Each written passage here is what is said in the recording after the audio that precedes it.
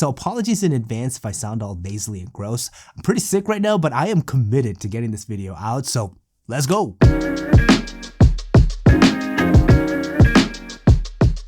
Okay, so if you were to ask me, Jason, what's a piece of tech that you not only love, but you use regularly and really has never let you down, it's gonna be really hard not to say the AirPods Pro. Ever since Apple came out with these guys, they've become the device that I've probably used the most next to my smartphone, and I still think of them as one of the most useful, well-made pieces of tech in the world today. So you can imagine my excitement when Apple announced the second generation AirPods Pro during their September keynote. I was honestly more excited about these than the new iPhones. So no lie, I quickly pre-ordered them as soon as they were made available, but I gotta be honest, I got a bit nervous. And this is mainly because I felt as though I had such high expectations for the AirPods Pro 2, considering how much I love the originals. It's kind of like when a movie that you consider a masterpiece announces a part 2, it kind of makes you nervous. But I've had the AirPods Pro 2 for about a week now, and despite my initial doubts, I can confidently say that these are better than the original in virtually every way. And to start, let's talk with form factor and functionality. Generally speaking, there are no major design changes Apple went with for the second generation AirPods Pro. If you take a look at it side by side with the originals, you could see that without a trained eye, it would be extremely difficult to differentiate between the two. The dimensions are virtually the same, Apple still uses this glossy white plastic as its primary build material, and the case retains that really high quality latch for that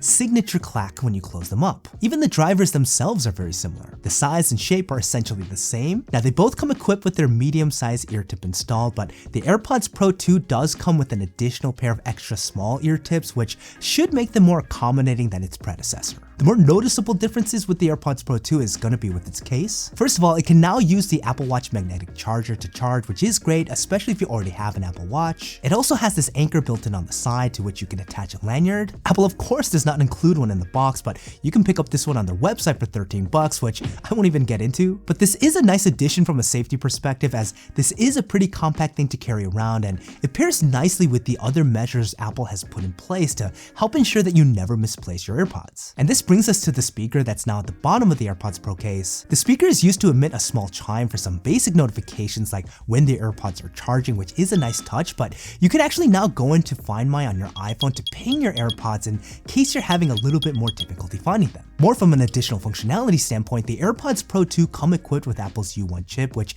allows you to also leverage precision finding in case they're stuck in like a couch cushion or something, and it very much acts like an AirTag. Apple went really out of their way to help folks not lose their AirPods, and all of these new additions are super useful. Now when it comes to fit and comfort, again, there's really no changes from the original. I'm lucky in the sense that the old AirPods Pro fit fine in my ears, and it's the same for these. And I still think that the AirPods are some of the most comfortable truly wireless earbuds to wear. This floating design makes for minimal contact within the ear canal, and I could wear these for extended periods of time without any discomfort. I've also worked out with these without any problems, and I'll do a quick shake test and you can see that they stay securely in my ear without breaking the seal. Again, totally recognize that not everyone's ear shape is the same, but I'm hoping that the inclusion of more ear tip sizes helps those who may have had an issue before. Now the controls are very similar to the originals as well. You have these force touch buttons on the stems that you could press to activate both noise cancellation and transparency mode, play, pause, and skip to the tracks on your phone. The new addition with the AirPods Pro 2 is that the stems now could be used for volume control, which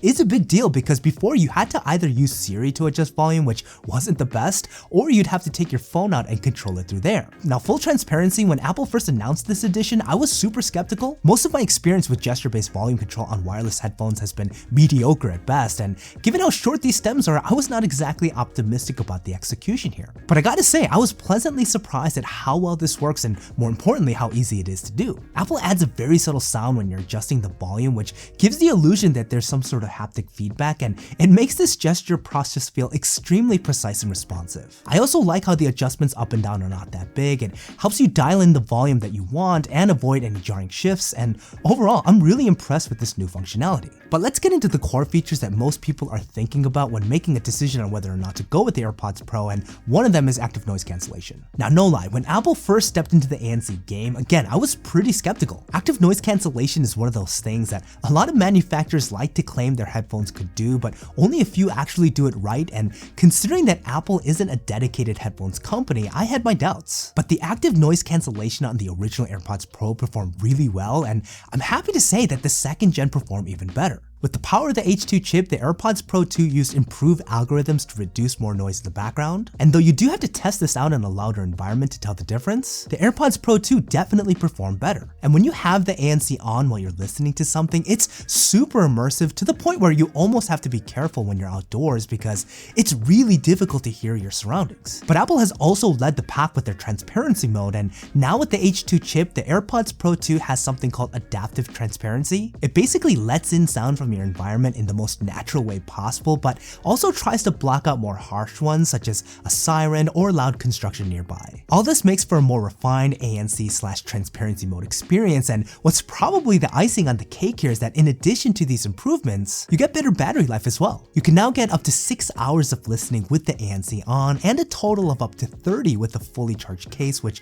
is pretty awesome. Now all of that is fine and good, but these improvements aren't going to mean much if the AirPods don't sound good, so let's talk about it. So Apple claims the H2 chip allows the AirPods to process sounds a lot better, and with new custom built-in drivers, there should be less distortion for better quality. And in my opinion, the sound quality is to me the most noticeable change with the AirPods Pro 2, and I'm happy to say that it's for the better. I immediately felt as though the sound was fuller and more robust. This is particularly noticeable with the bass, which Apple hasn't been the best at. The low end is more pronounced while still being crystal clear, and it's so satisfying because I felt as though this was the one puzzle piece missing from the original AirPods Pro. I listen to a lot more bass-centric music, so it's been a trip just listening to my favorite tracks with these on. And overall, Apple really delivers on better sound, which to me is a welcome change of pace. Another new feature associated with sound, if you have an iPhone, you can actually use the Face ID hardware to depth map the side of your head for a more personalized spatial audio experience. It's kind of a weird process, but the results sound really good. The sound separation is almost magical, and it makes things like watching movies that support spatial audio so much more immersive. So you get better safety features, better controls, better active noise cancellation, better transparency mode, better battery life, and better sound quality,